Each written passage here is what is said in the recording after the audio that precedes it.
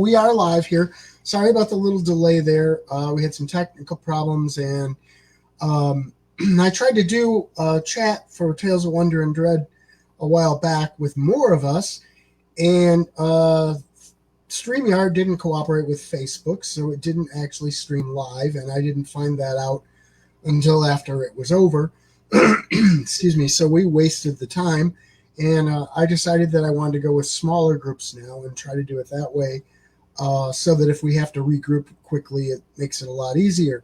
So we're here to talk about the book Tales of Wonder and Dread, a collection of science fiction and horror tales. And I'm here with Elizabeth Lynn Blackson and Heath D. Alberts, both of whom have stories in here, along with myself and a lot of other writers. I'm going to try to get some of the others onto these in the future, but for now, you got us. So, Elizabeth, why don't you kind of introduce yourself to everybody? Sure. I go by Lynn. I live in the St. Louis area. I've been here about 30 years, although I'm from Ohio. Uh, somebody's somebody getting feedback. Um, what else is there? I have a hubby, two cats. I'm a weirdo. Grew up on a steady diet of comic books, horror movies, and Stephen King novels. Um, what else? I'm left-handed. That's about it. Cool. Okay, and Heath, why don't you go ahead and introduce yourself? I too am left-handed, or sinestra in Italian. Well, I'm the weird one out here. Crazy. So apparently left-handers are becoming less prevalent. It used to be like 2 out of every 10, and now it's like 1 out of every 10. I don't know why that is. Anyway, hi, I'm Heath Alberts. I write stuff. I make stuff up. It's kind of a side hustle. I have my own publishing imprint. We publish 91 titles. So my own stuff, other people's stuff, some of the other stuff. So we have property rights too. It just depends. I write in just about every genre. I write just because I like to write. So I've written mystery, science fiction. I've written horror. I've written pretty much everything. But I enjoy it. I do it because I love it. I started writing at a very early age on a very crummy typewriter. I'm the crazy kid that asked Santa for a typewriter for Christmas. So I love to write. I'm an avid bibliophile, collector of rare and unusual books, especially association copies. That's kind of a big thing for me now. And I live in Northern Illinois, originally from Rockford, West Side. And that's about it. Nice. For everybody, including me, what's an association copy? So an association copy is basically when the copy is connected somehow to the author, but it belonged to someone else. So like I have a book that Nancy Kress inscribed to her editor, or I've got a book where it was signed by the author to, in one case, to Billy Foodstamp and Christy the Redhead, who were friends of the author. And Billy Foodstamp is also the world's greatest washboard player. He's actually like in the Bluegrass Hall of Fame or something. I don't know, but it was his copy.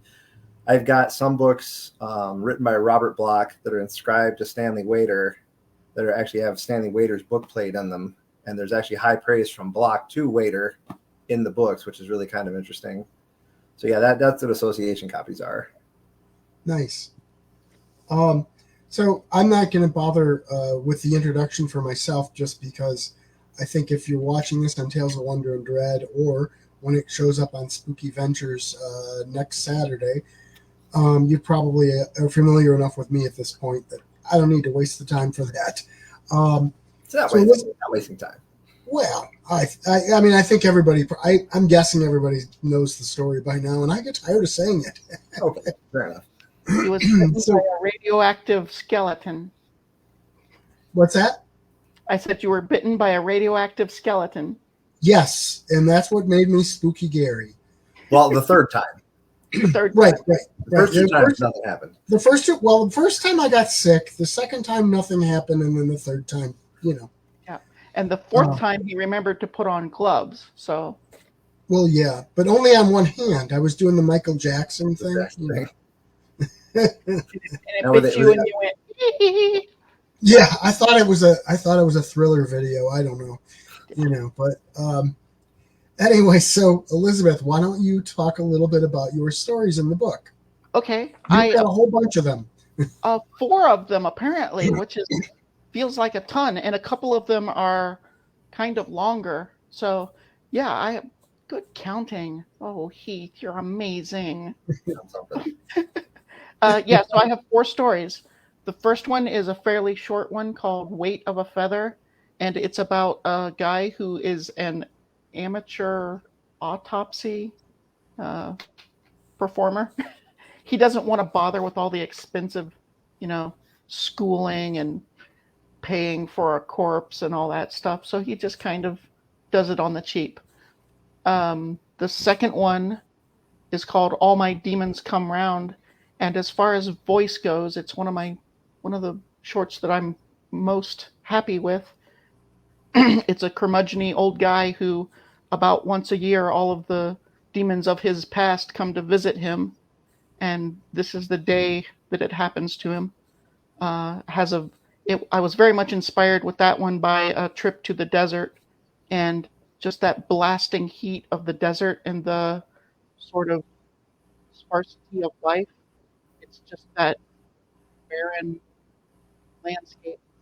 Uh, so that's sort of how that story came about. The third story is called Bodies of Rot, and I live in St. Louis. I have a plot that I'm going to be buried in Bellefontaine Cemetery. Your microphone's sort of breaking up a little bit. Maybe pull it a little closer. Okay, let me try this. There you go. I'm going to be buried in Bellefontaine Cemetery in St. Nice. Louis, and it is a big, beautiful cemetery. It's a Class 2 arboretum, I think. It's like the trees there are the trees and the landscaping and everything is gorgeous. And it is the burial place of a lot of historically famous people.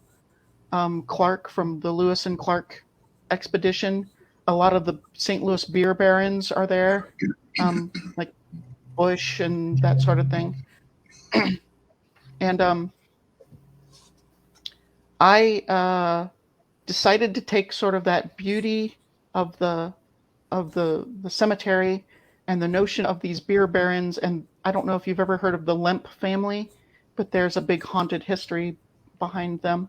And I sort of rolled up all these ideas into a story about what sort of horrible things might be buried in such a grand old cemetery, and someone who goes looking for some very um, evil knowledge that might be buried there, and what he finds. Um, and the last story that I have is called. I want to just interject one thing. I don't know if you've Sure. seen a copy of the book yet, I but haven't. on that story, I don't know how well you can see that. I did manage to find a public domain picture of that exact cemetery and used Nice. Yeah, it with it. So it is I gorgeous. was actually pretty happy to find that. It's a gorgeous cemetery. There are places in it where there are just, I think I describe it in the story, where there are just spires of stone sticking up like teeth. It's just amazing looking. And then the last story is called The Smell, and it is kind of the concept of how smell is the best trigger to memory, and the main character has forgotten something very important, and it's linked to a smell, and he goes through smelling one thing after another through the story, and it's breaking down mental barriers until he finally remembers what he had forgotten. The last two of those, The Body of Rot and The Smell, are probably the two most kind of Lovecraftian horror I've ever written. They're both pretty, it's not gore. I really got that from Bodies of Rot, especially.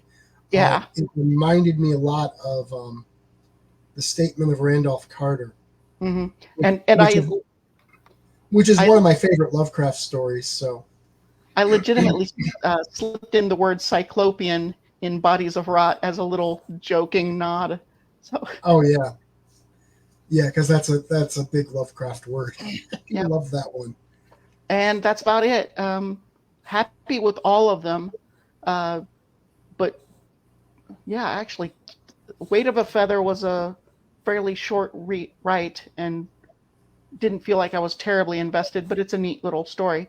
The other three I feel quite proud of, like extremely proud to have written them. So people are getting good stuff in that collection. Yes, they are. And speaking of the good stuff, Heath, why don't you talk about your stories in there? I'm trying to remember which ones they are.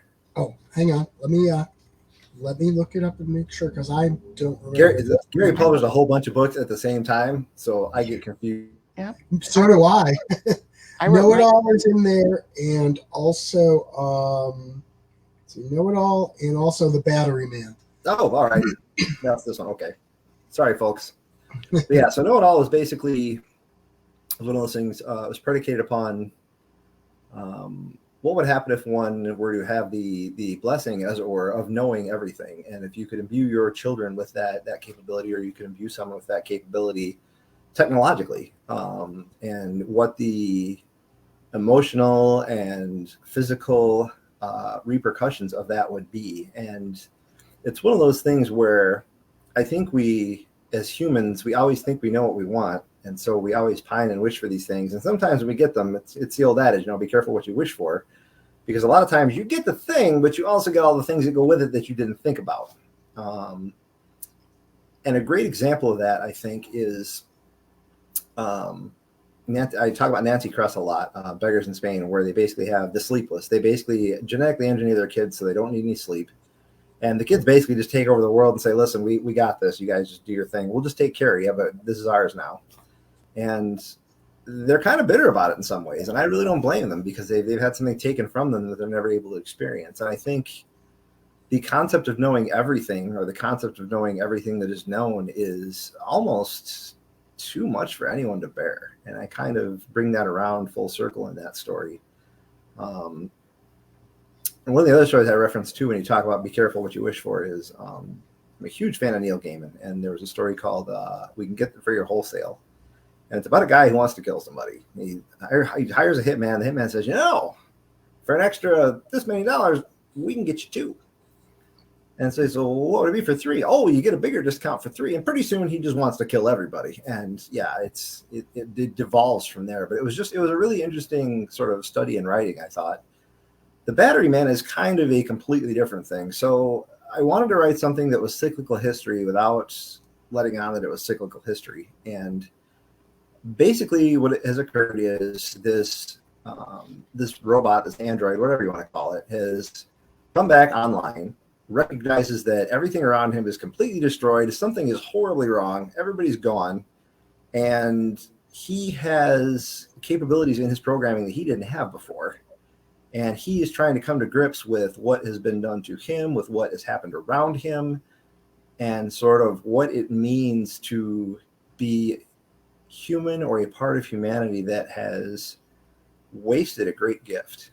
And there's a lot of, for an unnamed robot, there's a lot of soul there, I think. I really tried to get people thinking. That is one thing I do. I try to get people thinking with a lot of my writing. Not all of it, but I want you to consider something. I want to connect with my readers on an emotional level, not just an entertainment level.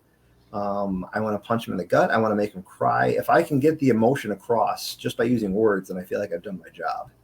And so that was sort of the impetus of that story. It's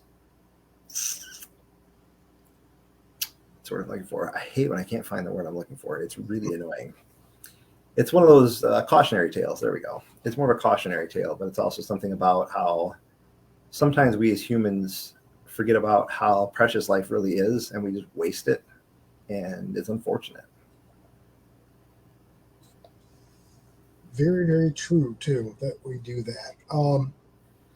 So I guess from there, why don't we sort of talk about? And I know the answer, some of the answers with you, Heath. We'll go backwards this time, and do Heath first. But maybe some science fiction and or some horror that have really touched you and had some kind of a real impact on your life over the years. Yeah, I mean, I hate to keep parading out the same titles, but yeah, House of Leaves is a big one for me. I know I mentioned that one before. I really, it's one of those books I always say everybody either loves it or they hate it. I actually just finished Damned by Chuck Palahniuk. It's like his 12th novel or something. He's the guy that wrote Fight Club. That's what he's most known for. but it's basically about a girl that goes to hell and decides it's not so bad there, and she's just going to kind of make it her own little place. And it's horrifying, it's twisted, it's weird, and the stuff he writes, I wouldn't really call it conventional horror, but it's just I've been kind of burning through his backlog because I hadn't really read too much of his stuff, and it's just he writes from all these different perspectives and all these weird different ways, and it's just really interesting. Another science fiction person I like a lot is Robert Charles Wilson, and I don't think a lot of people know who that is, but he is to me a highly underrated science fiction author. He's just incredible. Richard K. Morgan is another one who is most known for again, my brain just stopped. Anyway, well, Richard K. Morgan is a fantastic author. I really like his stuff too. He is mostly future dystopia type of stuff. Same thing with Neil Stephenson is another one I really, really like. Snow Crash is the one everybody seems to glom onto, but for me, The Diamond Age was a way better novel. Snow Crash was good, but The Diamond Age was much better. The problem with Stephenson is he wants to teach you something, and sometimes that's okay, but sometimes it's like, you know, a collegiate lesson at Oxford on, like, you know, yeast, and you just don't care. So some of his stuff is kind of hard to read, but Nancy Kress, really good. Jeff Noon, really good. Yeah, I don't know. I just kind of read all of them out. Okay, same question for you, Elizabeth. Reiterate the question. Just sort of some science fiction and horror that has sort of had an impact on your life, or that really has a special place for you. Okay. I started when I was 11 years old reading Stephen King, and so I think probably 7 or 8 of his earliest novels affected me. As I was also a comic book fan, there was a book he did, a fairly short one called Cycle of the Werewolf, and I think it was Bernie Wrightson who did the art, who does these gorgeous he's passed on now. He did this gorgeous Victorian style Frankenstein artwork and things like that, the really nice pen work. And I loved that fusion. I loved like EC Comics and the horror, the stuff that eventually got made into like Tales from the Crypt and things like that. So I suppose a lot of the stuff that I liked more was visual medium, and that sort of led retroactively back to authors. Like I would watch movies by Clive Barker, and then I would go back and read, you know, the stuff he'd written. And I was a big gore fan, movies and stuff like that. I like to see horror probably better than I like to read it. And sci-fi stuff, I feel like I'm being put on the spot because I'm not much of a huge voracious reader. I read 1 or 2 novels and then consume them, and for like months they chew up my brain. I got into a big thing with Tom Harris, that was his name, right? Silence of the Lambs, that whole series. But actually, of that series, the one that I liked best was Red Dragon, because it did a psychological trick where it put you in perspective of the killer, and you could completely understand where he was coming from, even if you thought he was a twisted monster. And I thought that was a really interesting writing trick. What else? I'm going to sidetrack slightly.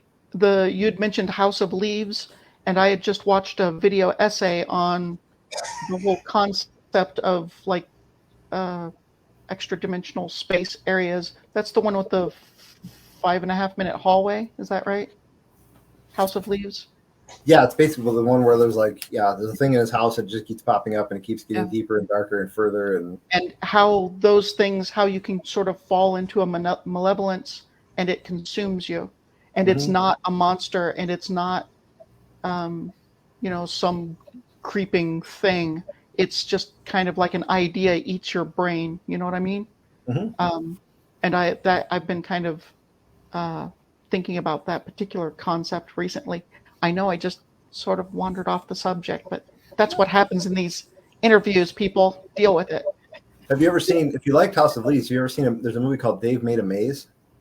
I heard about it, and the person who did the essay, the video essay that I watched, mentioned it, and I need to see it. It's on my waiting to be seen list. So good. It was. I was like, this is ridiculous. I guess I'll watch it. And it was. I was just sucked right in. It was so good. And they said that that's probably the closest it ever gets. You could ever get to filming a movie of House of Leaves. Thus far, I would agree with that. Yeah, it's not quite the same, but yeah, definitely had that vibe. The thing where what is it? The Winchester Mansion. The Winchester House. Yeah, where it's just expands on, and the Stephen King story Rose Matter. Was that what it was? I've heard of it. Stephen King did a story that was a mansion that kept expanding.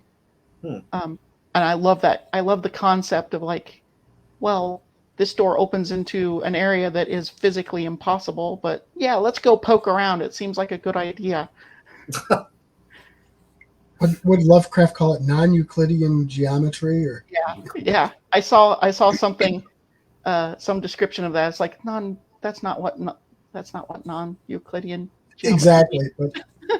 But look, do you want unspeakable horrors or not?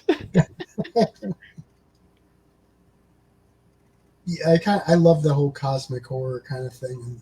I love the horror that you really can't comprehend, because the brain just can't quite wrap its head around it. After all, we're just apes, so the brain will only do so much. I don't think I've ever seen a story where somebody has been exposed to that and come back and tried to act normal. You know what I mean? Like, I think about not just sci-fi horror stuff, but if you experience such a massive magnitude of horror. I heard a story of a man who was in the World Trade Centers when they collapsed, and he was in a stairwell that fell like 25 stories and then landed perfectly and shattered around him with one outcropping that he was sitting on. And he was sitting like 70 feet above the ground level on this little platform of concrete, completely uninjured. Wow. With this complete ruin all about him. Yeah, but the thing is, how do you go back to living a normal life once you experience something like that? Like, haunted forever, you know what I mean? Yeah. Yeah, there's Survivor's Guild is a real thing. Let's get on that. Right? I wonder if that was the guy. No, there was another guy I remember hearing about who worked in the World Trade Center, and he had gone out for a smoke or something, or maybe he was sick that day, the day that it first got bombed, and then for some reason he wasn't in the building the day that it got hit too, and it was like, what are the odds? He was almost always there, but he missed those 2 days. Wow. I was part of a. It's like, go buy a lottery ticket, dude. Yeah. Yeah, really. Or not, because you want to use that luck. Yeah. That luck to stay alive. I was part of a role-playing game, and my friend ran a scenario where we had to stop terrorists from trying to bomb the World Trade Center, and they were taking explosives in a van underneath. And then I swear to God, 2 weeks later, it actually happened. That was when the first bombing. Yeah, and it was like, are you looking into the future or something? So. Wow, that's weird. That's crazy. So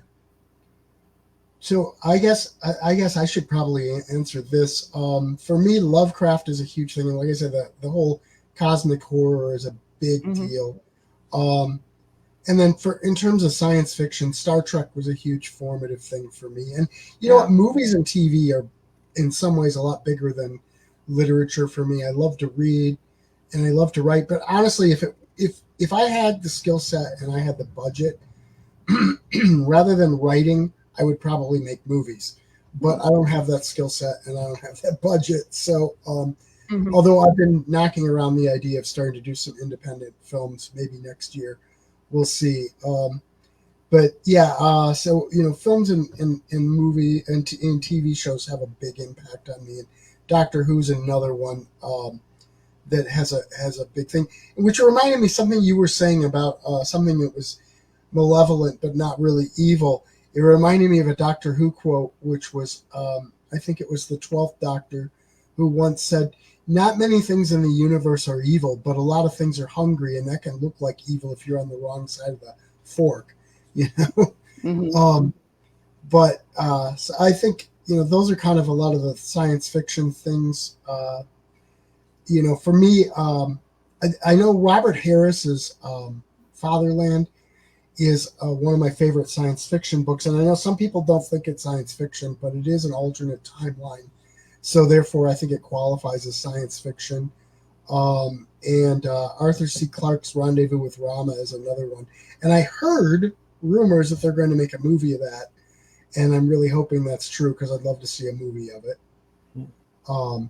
So, and with that, as Elizabeth suggested, a lot of times these sort of go in all kinds of directions. So if one of you want to bring up something else and we'll chat about it, we can do that.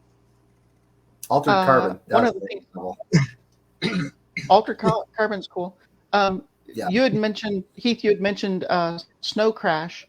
I was thinking that bopped my brain around to thinking of Bruce Sterling and a book he wrote called Shizmatrix. And Yeah, that was a good one. Yeah. I had a copy of it that was called like Shizmatrix Plus that had a couple other short stories in it, and one of them was had a short story called The Swarm. Mm-hmm. And I had this weird thing happen where I was watching, I think it was the series Love, Death, and Robots, the animated, and they did The Swarm as an animated bit, and it didn't click into my head until about halfway through it. It's like, this seems really familiar. Oh, I read the story, that's why. But I read it like, I don't know, 25, 30 years ago. So, the old gray matter kind of starts oozing a little bit. And I'm not a huge fan of Sterling. I have a lot of his books and I've read a lot of his books, but Holy Fire is one that just punched me in the face. That book was just so basically the premise of Holy Fire is it is about a woman who is constantly regenerating and rejuvenating herself. She's really, really old, and it's just kind of like, it's almost like watching her kind of muddle through things even at 300 years old. That sort of a situation where she's trying to come to grips with the fact that she can do all these things still. She can date that person still, but that person doesn't necessarily know that she's like 248 years old. And what do you have in common then, Well, yeah, and that's the thing. It's sort of, it really, really, it's science fiction, but it really, really pulls out the humanity. And that was one of the things where I think that's part of why I really appreciated it. Because a lot of Sterling stuff for me just falls flat. It's just, like the idea is good, but it's just the execution just doesn't happen. Yeah. I read The Difference Engine and I thought the concepts were great, but it wasn't a story so much as vignettes about technology that. Yeah. And that was written with William Gibson too. That was a co-authored situation. Yeah. Now he actually wrote, I think it's called The Hacker Crackdown, which is about Operation Sun Devil. And that was a nonfiction book, and that one was really good. That was really interesting. So part of Sun Devil, you may remember, is when Steve Jackson Games got raided because they thought they were all hackers or whatever, which I believe is what prompted Steve Jackson to put out the game Hacker. After they raided the place. It was kind of it's like the government went after all the wrong people when it came to hacking. I don't know why. Yeah. So that's a whole other thing. But so explain to us how you work again, where you roll a D20 and suddenly you can get into our computers. It's fiction, dude.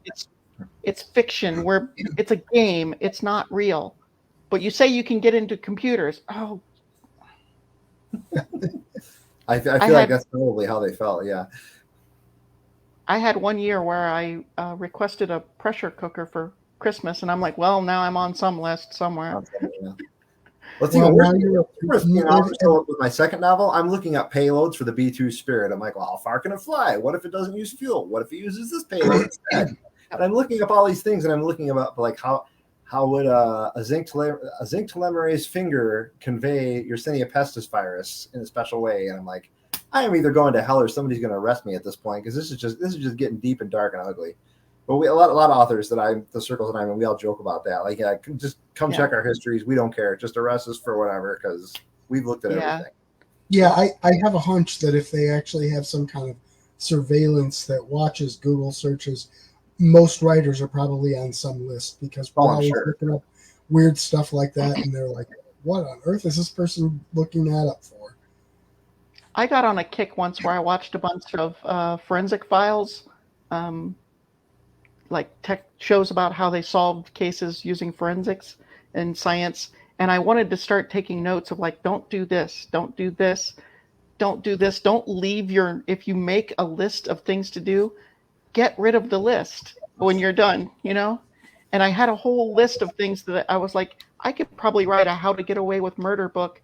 And then they would kick down my door and drag me to jail. And I don't think it's worth it. So, I mean, 50% of murders go unsolved, you know, and that's really that many.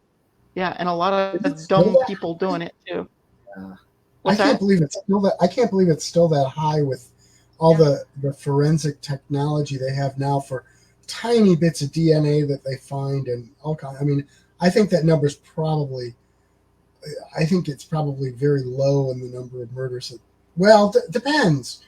I think a lot of times they don't really have the motivation to solve it, particularly if they think it's like gangland killings, you know, and it's like they're like, well, we got bad guys killing bad guys. We're really not going to invest that much time and effort into it. Which on a surface level I get, but from a justice standpoint, I still don't necessarily think that's right. But yeah, if you're going to allocate resources and you have a finite amount of resources to allocate, I guess I would, as a citizen, prefer that you allocate them in places that aren't obviously like evil on evil action. Right. I can see both sides of that argument. Yeah. Yeah. In a perfect world, there would be perfect justice, and we are not in a perfect world. Oh, in a perfect world, there would be a lot of perfect things that we don't have. Yeah. You know, you talk about killing people, and you're not really talking about killing people. Talking about killing people. I don't know if you guys have ever read any of Tim Dorsey's stuff. So Tim Dorsey was he wrote, I can't remember if it was for the Miami Herald, or he and Carl Hayesen were kind of in the same circles down in Florida. And he's got this anti-hero called Surge Storms, who basically is like this completely ADD genius guy who is like super righteous to a fault, and he finds like the craziest ways to kill people who have done something wrong. I mean, just batshit crazy stuff. And his sidekick is named Coleman, and Coleman will do any drug or drink anything you put in front of him. He's constantly high or out of his mind, and these two just drive around and do stuff. And it's just such a ridiculous concept. But some of the stuff that Dorsey comes up with, like killing people with concrete but putting it in this orifice, or putting alcohol in backwards, like with, you know, in rectally, because your body can't process it and it just kills you. And I'm like, where in the world do you come up with this stuff? I don't want to see his search history. But I mean, it's, the way he writes it, it's funny. It's funny. These murders are funny, which that's just wrong, but no, it's not. It's funny. He's a hell of a writer, though. He's an interesting cat. Send me a message on Facebook messages with that name again, that author. I'm curious now. Oh, yeah. Well, I will say, go ahead. Have you guys ever read Hayesen at all? Mm-hmm. Carl Hayesen? He's kind of in the same vein. He has Clinton Tyree, he was the former governor of Florida, and just threw his hands up, gave up, and went to live in the marshes. And he is also one of those. He's a vigilante killer, and it's like he's murdering people, but you're like, yeah, dude. I mean, you're rooting for the guy who's killing everybody. I don't know. To me, that's magic. When you can write a book where everybody's rooting for the killer, you're doing something right. Well, the Dexter Dreams Darkly, that series of novels spun off into the whole series of Dexter, and it's kind of hilarious. He's a lovable murderer, so yeah. Well, I mean, depending on how someone picks their victims, there can be some, you know, like the story that I've got coming out for an audiobook the week after yours goes up, Elizabeth, is a really, really dark one. And the narrator of the story is literally a monster, and there are some things that he does and that make it very clear he's a monster. Like at one point, he's following this guy who's obviously a serial killer, and he watches him abduct someone, take him to a place, torture her, and does absolutely nothing. And he's like, the narrator's at one point, he's like, "Oh, are you wondering why I didn't do anything? Well, I'm not you probably think I'm a good, caring person. I'm not, but ultimately, he winds up killing that guy eventually, and you don't mind that he kills that guy because that guy's even more of a monster in a way. Yeah. You If if you don't mind too much, I'm going to take a brief moment to plug my book series that Gary's Yes. publishing because it ties into this. A Girl's Gotta Eat. There is a lot of sort of vigilante murder of bad people as a story thread that runs through the series. And there's a monster. She's I guess the best word to use is succubus, and she has learned to discriminate between people worth not eating and people that she considers worth eating. And so she picks her victims and then consumes them. So that's yeah, it. it's That's the whole thing. yeah, and again, it's like you can, you can have some sympathy or some, I guess some, I don't know, empathy or something with someone who's killing bad people, even though they're killing them. It's like you can sort of get something from that, I guess. It's like a movie that my wife and I both love. That's like it's just a total grindhouse film, Death Proof, which I guess is what's his name? Who did that Tarantino, movie? isn't it? Tarantino, and he Yeah. hates that movie. It's his least favorite movie, but we both love it. And it's like, at the end when they're just tearing that guy apart, you root for them because he is just such a monster, and it's like it's good to see them do that to him. You just feel vindicated in a way. I guess we all sort of have that animal instinct, probably. Yeah. I think that movie caught a pretty well. It caught the flavor of that vigilante justice 70s. I mean, right down to the moment at the end where they all jump for joy and then it freeze frames with them in the air. Oh yeah. Yeah, it's silly and it's fun, and Kurt Russell as a psychopath is always great. So Oh yeah. I'm not even a Tarantino fan, but I love that movie. Um, it's just a fun movie.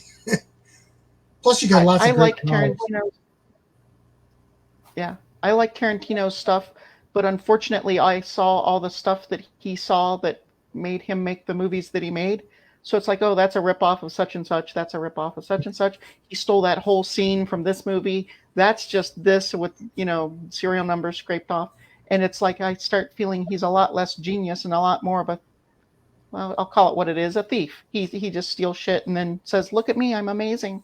Well, no, that's Is it that whole really? scene is from something else. So I mean, is it that blatant? Because the way I always look at it is, all art is sort of builds on the art that came before, and so you sort of, in ways, reinterpret things your own way. But did he take it that much further? okay, so here's the question: if you were reading pulp comics in the late 30s into the 40s, and you had been following the Shadow and the Spider, and then suddenly you picked up a comic book called Batman, would you look at Batman and go, "Geez, this is just a complete ripoff of the Shadow and the Spider," or would you go, "This is a great new original thing"? I think I'd be sort of in Because between. It's like this is a now new interpretation of it. Batman's just a complete ripoff of those two characters, and he just ended up being more popular. Yeah, but one of the things when I first started writing, I'm talking like my first novel years and years ago, back in like 2000. I felt like a charlatan. So I'm like, well, this type of story has already been done, so I don't have the right to do it. Right. And it took a long time for me to talk myself into the fact that, yeah, this type of story has been done, but you can do it your own way. Just so, yeah, yes.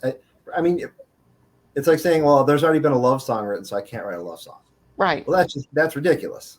Right. Well, there's already been a love song about this, so I can't write a love song about that. Well, no, you can. The thing is just to give it your own flavor and to give it your own spin and take by using just the overarching premise in the most glib sense and then filling in everything else on your own. And I think there are times when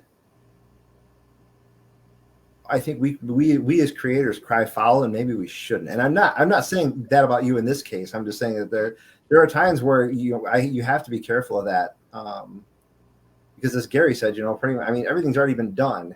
Yeah. So yeah. So what do you do? But that's unfortunate. I didn't know about Tarantino. That's really unfortunate.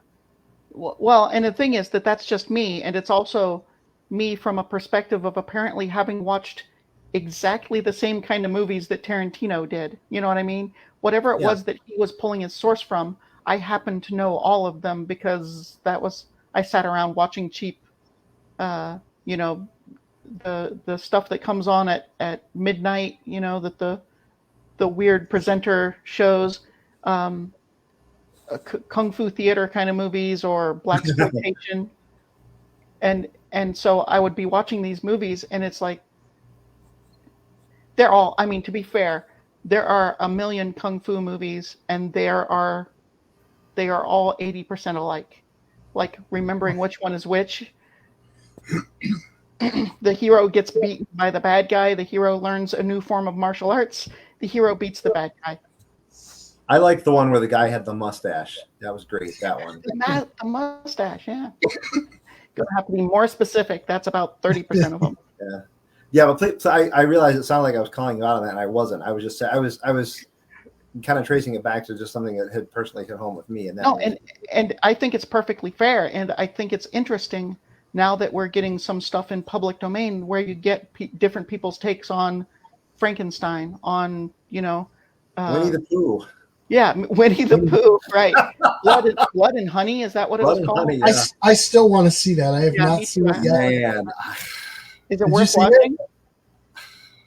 There's a part of me that's just part of me wants to see it, and the other part of me is like, dude, your childhood's gonna die. Just leave it alone. What we should do is all three of us watch it within the next such and such time, and then come and do a review. Yeah, I definitely want to see that one. And I guess they're doing a sequel too. It did well enough. They're going to do a sequel. That's one of them. It's like kind of like Cocaine Bear, where wasn't really sure whether I was going to like it or not. Have you guys seen that one? That movie was so good. I started it. Diane, my wife Diane hated it. She did not like it. I mean, she liked parts of it. She thought she got some laughs out of it. I thought it was a lot of fun. It was just so fun, crazy, silly, and I thought the CGI of the bear was amazing. My biggest complaint with that movie is it was hard not to think I was watching an episode of The Americans, because half the cast of The Americans is in that damn movie. Yeah, I started that movie and got about 10 minutes in when the first hikers encounter the bear, and it's just like I was kind of hoping the bear would just be one of those sort of kills the bad guys by comic accident, and it's like, no, it's just randomly killing these hikers who didn't do anything other than, ooh, let's go pet the wildlife. Okay, that's a crime. They deserve to die for that, I guess. So. Go pet the bison.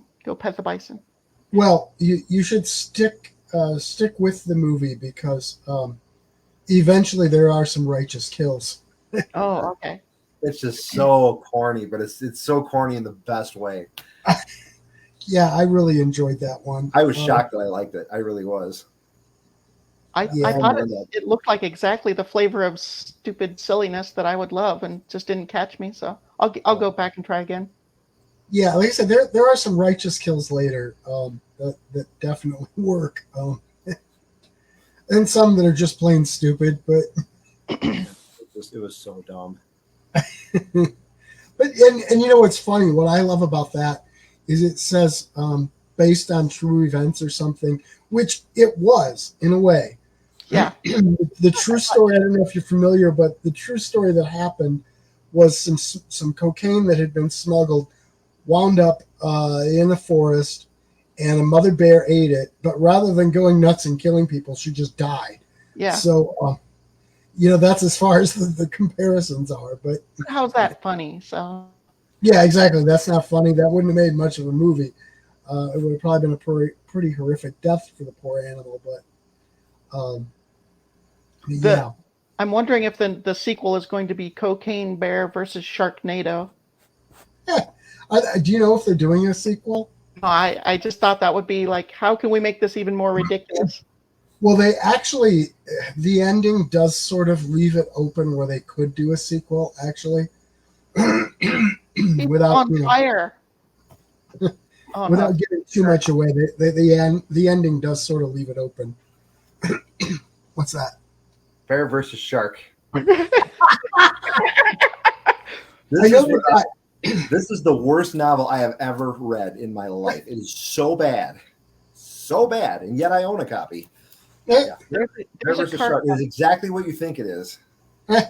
There's a comic that someone drew after reading a post that said, apparently moose can dive 26 feet underwater. And so there's this comic strip someone drew of a scuba diver, and suddenly this moose comes swimming down by him, and then the moose gets taken out by an orca. And I'm like, yeah, that's Circle of Life. The thing you imagine seeing every day is a moose 26 feet down when you're scuba diving, and then get ganked by a killer whale. That was. I mean, hypothetically, it's possible, right? Wow. I did open water scuba training, and the instructor told us to take hot dogs with us. It was on Tabletop Lake in Lake of the Ozarks, and they drop old Christmas trees into the water as habitat. So we swam down to one of these Christmas trees, and there was a catfish that was 30 pounds, probably something like that, back in one of these Christmas trees, and I'm baiting it with my hot dog, and it wasn't doing anything. And suddenly it just came forward and snapped and took it right off to my fingers. And that was a 30-pound fish. That wasn't like a shark. So right. I think I'm good for encountering large animals that eat things underwater. I think you could have left the underwater part out and it would have still applied for me. Well, like, you're afraid of tigers or something? I mean, they're adorable. Any animals that are going to attack, I'd rather steer clear. Did you hear what happened in Florida like last week? Somebody was spotted an alligator with human remains. That one? Yeah, and they've identified the person whose remains it was. It was like a 42-year-old woman. It was walking around with her lower torso in its mouth, and this guy just sees. He thought it was a mannequin, and then he's like, "Oh my God, that's a person." Oh. So he went to a fire department, told them, and they euthanized the gator and got the corpse, what was left of the corpse from it. So did the gator eat a corpse, or did the gator make the corpse? According to the lady's relatives, they believe that the gator must have caught her because they were camping in an area there, and they think she must have wandered off, and the gator got her because she went missing, and that's wow. Yeah. So it's like, I don't know, gators are pretty dangerous critters, And again, they're not evil. They're just hungry. They're just hungry. That's right. There was a thing I read recently that said carnivores aren't evil. They're just hungry. I was like, yeah. And another one that was when you're cheering for a lion eating an antelope when you're watching a documentary about lions, and then when you're sad that an antelope gets eaten when you're watching a documentary about antelopes. Yeah. Kind of all the perspective. Yeah, and I get kind of frustrated that they have to kill these animals sometimes, because it's like they're just doing what they're supposed to do, what nature wants them to do. It's like we happen to be the ones who get in their way, and we're valid prey for them, and whether we want to believe it or not. We are slow, unarmored, no claws, no real teeth, fat, delicious, I'm assuming, little salty. Was that I thing? I don't think it ask why I know these things. Don't ask. was the first season of Family Guy. He was watching a show called Fast Animals, Slow Children. Kid's walking through the forest. He's a heavy set kid with his lunchbox. He's like, guys, wait up! I don't want to walk alone. Then next, you see a cat coming. Oh no! I got honey all over my legs. You see the cat coming. Somehow I spilled barbecue sauce on myself. Yeah, exactly. What's the old saying? You don't have to outrun everybody, just the slowest person. Slow person. Somebody said if you go out in the woods, where there are large bears, take a 22 pistol. It's not to kill the bear; it's to wound your friend, so you can. Oh, jeez. Yeah, and I wonder what they said in that movie too, which I'm guessing was probably true in Cocaine Bear, was that if you're confronted with a black bear, your best bet is to try to fight it.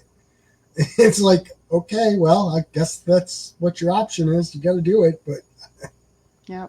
The scariest animals I've ever encountered. I don't know if I've ever told this story, but it feels like a good place to tell it.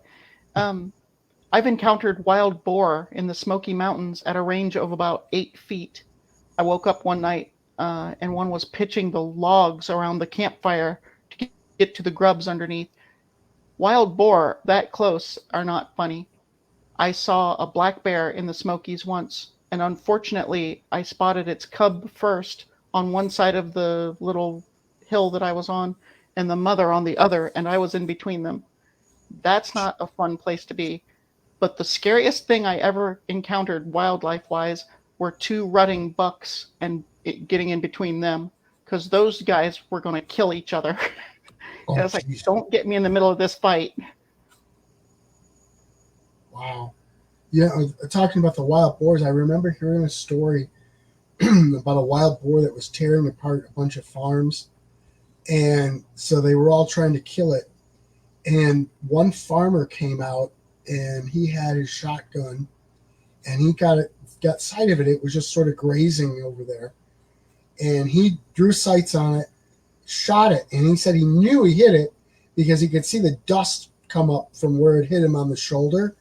He said he didn't even move. So he shot him again, and he saw the dust come up again, and the boar just kind of looked up at him, looked over at him, and went right back down to grazing. And he was like, okay, at that point, I decided I'm not doing this. And he walked away. He's like, I shot it twice, and it wasn't even angry enough to charge me. No, I'm not going for a third try. Should have brought a bigger gun. Yeah. I don't remember if I ever told you guys this story or not. So when I was a kid, my dad and my stepmom had a little house on a lake up in Polk County, Wisconsin. And they had an animal rehab place up there where they had bears and they had all the animals basically. And their neighbors up there were actually I don't know why they had them, and had something to do with they were injured cubs or something, but they had timber wolves. They had a male and a female that they were like taking care of for a while. And they said, you want to let the kids feed them? And my dad's like, sure, we'll let the kids feed them. They're friendly. So they give us each a half a chicken, my brother and I, and they put us in the cage with the timber wolves. They say, now make sure you get your hands out of the way if they go to eat them. And the male timber wolf, because I'm the bigger person, I got to feed the male timber wolf. The male timber wolf comes and just plants his haunches on my shoulders. I just hold up the chicken, just boom, get the hell out of the way at like 3 bites and it's gone. And they're like, okay, now get out of there because your hand smells like chicken. And I'm like, who thought this was a good idea? Yeah, that was a surreal experience. That was just bananas. My mom was livid when I told her that when we got home. She's like, you did what now? I'm like, seriously? Oh, we were kidding. I still remember when I was a kid, it was back when there weren't the laws that there were about owning dogs that are part wolf. One of the neighbors on our street had a dog that was half wolf. And it was like they kept him in a cage. It was a big cage, like a big caged in run. It would have to be, yeah. And nobody was allowed near it because it was dangerous. It's like, why do you have this as a pet? But I remember seeing it. I never got even close to the run because I didn't trust it, and I was a little kid. But I remember seeing it, and it's like, I know now, I think you can't have one that's more than 18th wolf, I think. Something like What an that. oddly specific number. Yeah, exactly. But something like, it's something like that. I could look it up again, but again, Googling weird stuff. But yeah, but at the time it wasn't illegal. Well, there's a reason those things are illegal, because somebody abused whatever that thing is at some point. That's why they had to make it illegal, usually. Yeah. They don't just usually pass laws for no reason. There was a problem, and that was their way of fixing that problem, make sure it doesn't happen again. Chuck ruined it for all of us, is what happened. Yes, Chuck's half wolf killed a bunch of people, and the world was never the same. Chuck took M80s and stuffed them in the tailpipes of police cruisers one year, and whatever. It's always Chuck's fault. I don't know who Chuck is, but we're blaming him. I don't either. I was waiting for you to tell me who Chuck was. No, I frequently use Frank or Chuck in my stories. Frank did such and such terrible, or Chuck did such and such terrible. So I grew up with a family circus, so it was always not me. Oh yeah. The little ghost, not me. Yeah. That was one of the things I think about that's sad for only children is you never develop the how to blame other people skill, when you're young, because you have to learn to do that when you have siblings. Oh no, it wasn't me, it's my sister. She did the terrible thing. I'm one of the ones who never got to develop that, because I do have a half brother, but he was basically like a full brother to me, the way I think of it. But chainsaw accident, is that how you ended up with a half brother? Yeah, it was shark attack. But he's 20 years older than me, so it was like I was raised completely by myself as a kid. So yeah, I didn't have the luxury of blaming it on somebody else. Yeah, my brother and I didn't really do that, I don't think. So we must have missed that lesson. So real quick, I'm curious, because Heath and I both mentioned it. Which stories do you have in this collection? Oh, let's see. What do I have? Now, see, I got to look in again. See, trying to get it back on track. What am I doing? Yes. Having a perfectly good conversation about Chuck being eaten by a cocaine bear.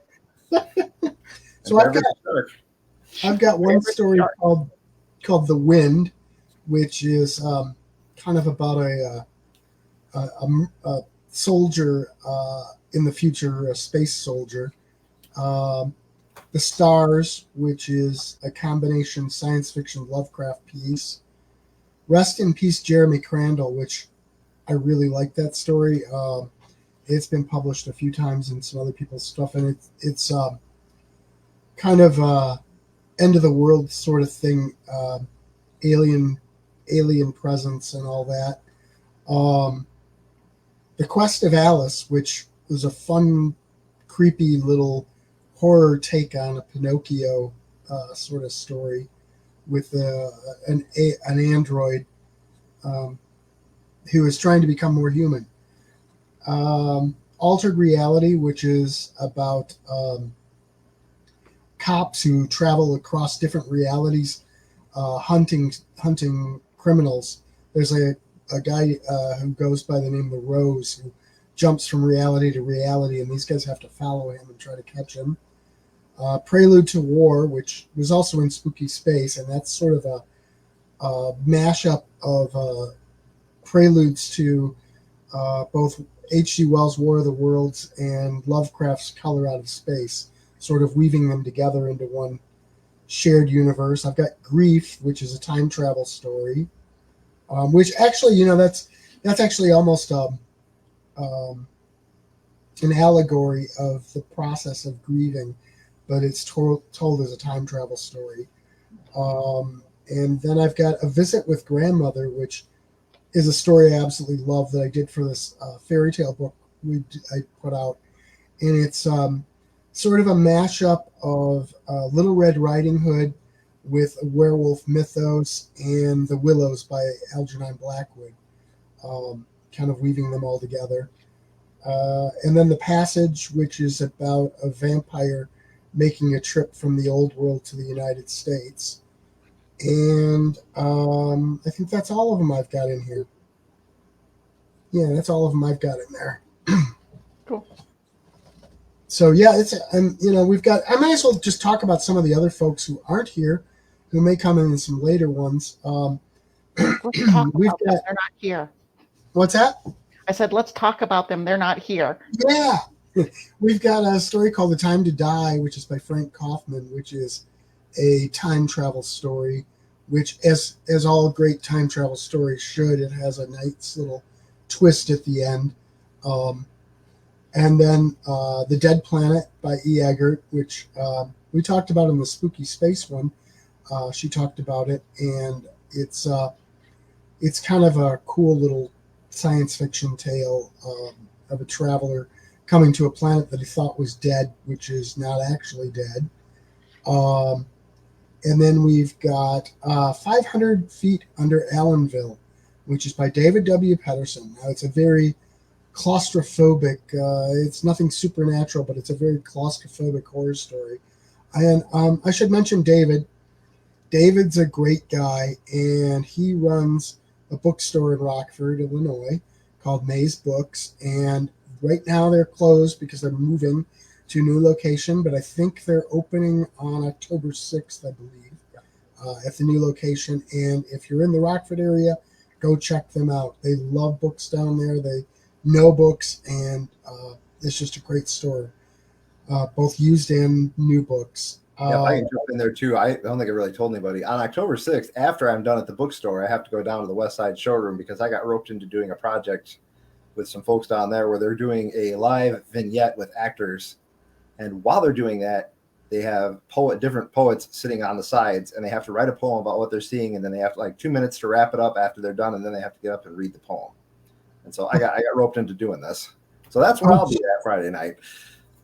Do you know if they're having a big grand opening down at Maze at the new store? Or? Yeah, so the 6th, I think at 5 o'clock, 5 or 6, I'd have to look. They've got Don Hennigan is going to be talking about like the Beat Generation because he knew all these people. He hung out with Ginsberg, and I mean, he literally knew these people. So he's going to be talking about that. And then he's doing, I think, kind of an encore of it Saturday afternoon. Or it may be slightly different Saturday afternoon. I'm not exactly sure. I haven't bugged David much to find out what's going on beyond that. But David's very busy. They are, I mean, yeah. David and his wife Kim are literally building shelves for the place, painting it. They're doing everything, pretty much by themselves, I think. And it's like they've been closed for like a month now, or close to it. Yeah, moving the store, and it's like I can't imagine what kind of a horrendous task that is, but they're getting through it. And he's very busy right now, but he's, when you said the Beat Generation thing, David, anybody who knows him, he's a big Kerouac guy and big into that stuff. So I'm not surprised he's having somebody like that there. That's really right up his alley. So then we've also got a story called What We Give, which is by M.K. Davis, who is another local guy. And the story is about a guy who's hunting the Loch Ness Monster, and it's kind of a Moby Dick sort of story. The Rooms Have You Now is by Eric Danhoff, and that one basically, the afterlife, specifically hell, is an office building, and it's a pretty interesting little story. And he's the one from New Zealand, isn't he? No, Eric is Rockford area guy. Oh, okay. The New Zealand guy we'll get to. Oh, sorry. The Beast is by Patrick J. Murphy the third, and that's just sort of what you get. Somebody's jogging and gets attacked by a beast. And then we've got Eat, Sleep, Snack, Repeat, which is Adam R. Crump, who is the gentleman from New Zealand. Okay. And it's about a guy who snacks at night in bed, and it winds up coming to bite him in the butt. Well, bite him in the hand first, and eventually more than that. But it's a pretty cool little story, and it's got a lot of dark humor in it. Speaking of humor, when he was talking, I felt so bad. He kept talking, and I kept thinking he was talking about snakes because he's got the New Zealand accent. He kept saying snakes. Oh, yeah. And I'm after about like the fifth time, like, He's talking about food. Okay, this makes way more sense now. The poor guy. He's a neat guy. I've chatted with him twice on excuse me on these things, and he's a really neat guy. I was going to say, I'm sorry about falling out of that last chat. I was having laggy issues. So, Right, which is one of the reasons we're doing the smaller one too, because I think you were having problems probably because of so many people in it. yep.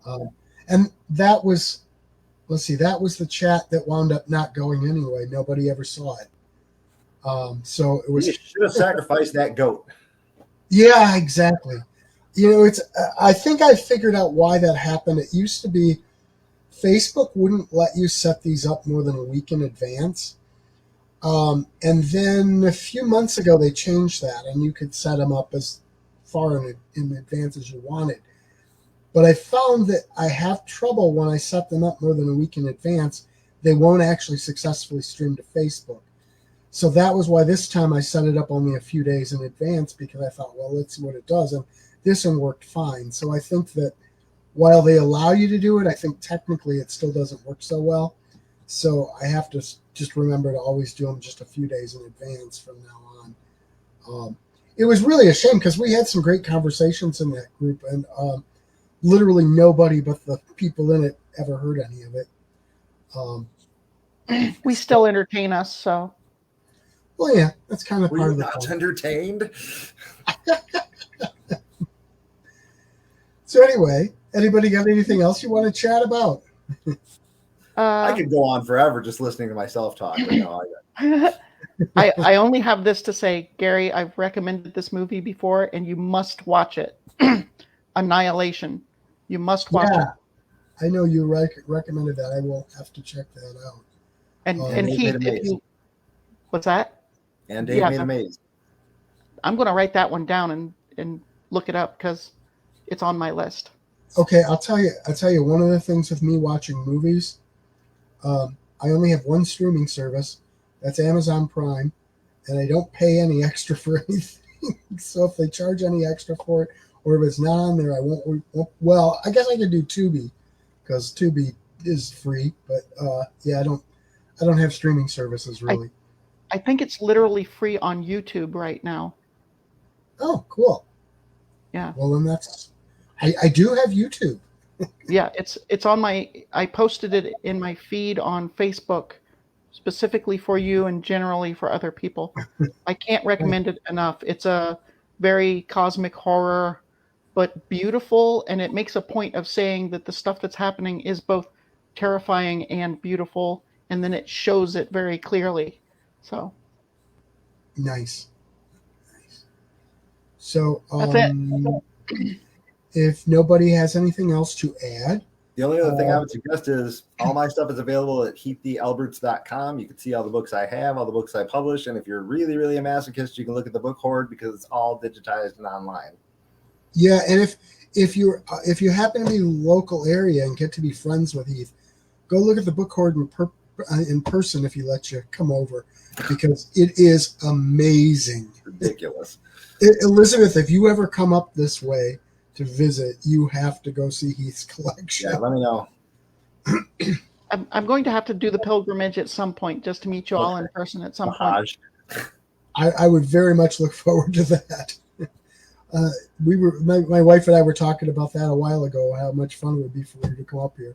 So yeah.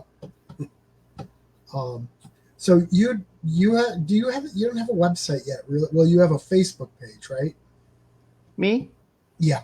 No, I don't have a website. I tried to build one, and then it didn't go great. They can be a pain. But I am on Facebook under this name, which is my sort of private account, but under just Elizabeth Blackson as my author account. And people can feel free to drop a message on those if they want to contact me. But all of my stuff is right now through Tales of Wonder and Dread. So all short stories from your collections and my 2 of 3 novels, A Girl's Gotta Eat and Old Black Water. And the third in that trilogy is coming out in November. invasive species, which should sort of wrap the main story up. So, Man, good for you. Look at you being all productive. I wrote these stories. The third of them I finished writing in 2020, and it's been just pure willpower to get them out into the world. Pure willpower and the work from Gary Hill, I should say. You're doing better than me. I haven't published anything since 2018. I've got 2 novels that are basically done, and You're sitting on them. I just need to finish them. Yeah. Yeah. It's hard sometimes. It really is. You got to have the motivation to get in there. Yeah. It started to be fun again. I wrote a short story for the Rockford Area Writers Project.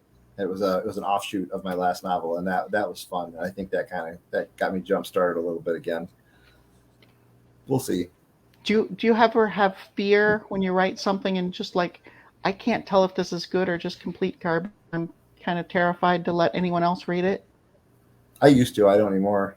Most of my stuff nobody reads anyway, and that's okay. I'm okay with that. The people that do read it, that really like it, that's good enough for me. Mm-hmm. Yeah, I'm kind of the same way. It's like, you know what? I don't know if what I write is any good or not, but it's like I want to write it, get it out there, and when I get some good feedback, which I do, it's like, okay, well, somebody likes this, so obviously it's not just me. And obviously, the other thing is, nothing that's out there everyone likes, and you're always going to have people who dislike it. Like books like this that should have never been published. Yeah, and somebody is probably sitting there with that book going, "My God, you've got to read this! It is so good. I love this book." The author's just sitting there going, every time he says that, it's free advertisement. People are going to want it just to know how bad it is. I have given away like 3 copies of this book. How did you get 3 copies of that book? Well, so a lot of times if a book sticks with me, I make sure I always have it in the library. And so I keep buying copies, and as I tell people about it, they keep going away. So yeah. And everybody that reads it, they're like, I hate you. Why did you do this to me? I didn't want to finish it. It was terrible. What the hell? Wow. So bad. Nice. I think that's about it for me. I'm out of funny, so. Yeah. I never had any to begin with. To wrap things up, you can get all the stories we talked about here in Tales of Wonder and Dread, a collection of science fiction and horror tales. And you can get that at lulu.com/spotlight/strange sound, or you can go to garyhillauthor.com and navigate to the Tales of Wonder and Dread pages. There are about 4 pages of books there. Or if you just type in talesofwonderandread.com, it'll take you to that part of the website. And you can follow the links through and order your copies. So thanks for both of you for being here. And thanks to anybody who watches this. I don't know if we had any live viewers. I don't think we did. But, if we did, thank you for being there. And otherwise, thanks for watching it later. And we'll see you 2 later. Take it easy. Bye. Spooky Ventures is the home for spooky content and spooky merchandise on the web. Check it out today at spookyventures.com. And remember, always keep it spooky.